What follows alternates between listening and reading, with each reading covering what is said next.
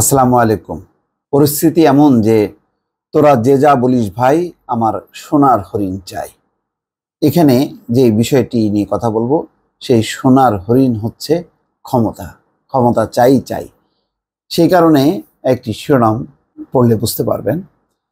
মন্ত্রী এমপিদের স্বজনরা এখনই সরছেন না, সময় নিতে চান।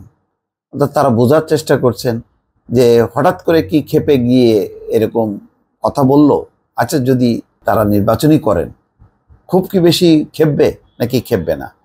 অবশ্য পরিস্থিতিটা জটিল হয়েছে।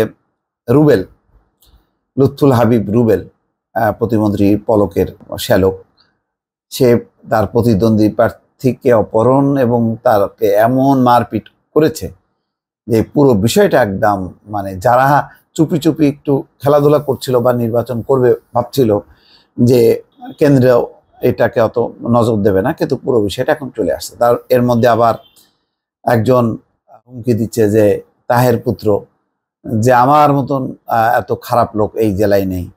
আবার একজন আছেন কি একরামুল করিম চৌধুরী, তার বলছেন যে তার ছেলে যে এলাকা থেকে কম ভোট পাবে সেখানে উন্নয়ন হবে না।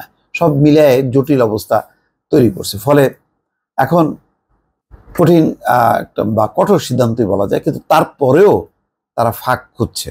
তো সেটারই হচ্ছে রিপোর্ট যে দলের মন্ত্রী এমপিদের সন্তান, পরিবারের সদস্য, নিকট আত্মীয়দের উপজেলা নির্বাচন থেকে সরে দাঁড়ানোর নির্দেশ দিয়েছে ক্ষমতাসীন দল আওয়ামী লীগ। তবে দলের কেন্দ্রীয় সিদ্ধান্তের পরও মন্ত্রী এমপিদের স্বজনরা এখনই ভোট থেকে সরছেন না, তারা সময় নিতে চাচ্ছেন। অর্থাৎ সাবমিট করে দেখবে যে পরিস্থিতিটা খুব যদি চাপাচাপি হয় তাহলে হয়তো হবে। যেমন ইতিমধ্যে প্রতিমন্ত্রী পলক বলেছে যে লুৎফুল হাবিব রুবেলকে নির্বাচন না করার জন্য। মানে তার তো উপায় ছিল না। এখানে তো মানে গদি নিয়ে যদি টানাটানি পড়ে যায় তাহলে তো আসলটা গেলে তো সবই যাবে। তো সুতরাং এখানে অন্যরা কি করবে এখন দেখার বিষয়। আওয়ামী লীগের কেন্দ্রীয় নেতৃত্বের পক্ষ থেকে মন্ত্রী এমপিদের নিকটাত্মীয়দেরকেও ভোট থেকে সরে না দাঁড়ালে বহিষ্কার সহ সাংগঠনিক ব্যবস্থা নেওয়ার হুমকি দেওয়া হয়েছে। এরপরও তারা যারা নেমেছেন অলরেডি, তাদের অনেকে বলছেন যে দল আসলে কতটা কঠোর হবে সেটা তারা বোঝার চেষ্টা করছেন।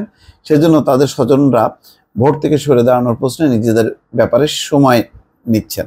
নোয়াখালীর সুবর্ণচরে নিজের ছেলেকে ভোট না দিলে উন্নয়ন কাজ না করার হুমকি দিয়েছেন স্থানীয় এমপি একরামুল করিম চৌধুরী। নাটোরের লুৎফুল কবিরের বিরুদ্ধে প্রতিপক্ষ প্রার্থীকে অপহরণের অভিযুক্ত হলেই এসব নানান খবরাখবর মানে প্রধানমন্ত্রী শেখ হাসিনার দৃষ্টিগোচর হয়েছে। তিনি ক্ষুব্ধ প্রতিক্রিয়া ব্যক্ত করছেন এবং ওবায়দুল কাদেরকে ডেকে একেবারে পরিষ্কার বলেছেন যে এই মন্ত্রী এমপিদের গোনা গোষ্ঠীর কেউ যাতে ইলেকশন না করতে পারে। তো ইতিমধ্যে যে 8 তারিখে যেটা 150 আসনে হবে, তার মধ্যে 15টা উপজেলায় মন্ত্রী এমপিদের নিকটজনদের মানে প্রার্থিতা হওয়ার ক্ষেত্রে তথ্য পাওয়া গেছে। তো এরপরে আরো 5-6টা ধাপ আছে। তো এর মধ্যে শাহজাহান খানও পড়ে গেছে, সেও তার ছেলেকে উপজেলা চেয়ারম্যান করতে চায়।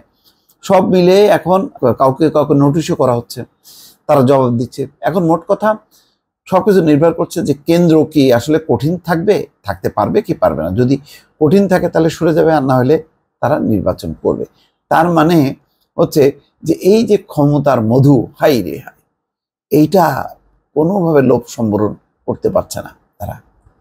এটা হচ্ছে এই বর্তমান ক্ষমতার রাজনীতির হচ্ছে একটা নির্মম বাস্তবতা।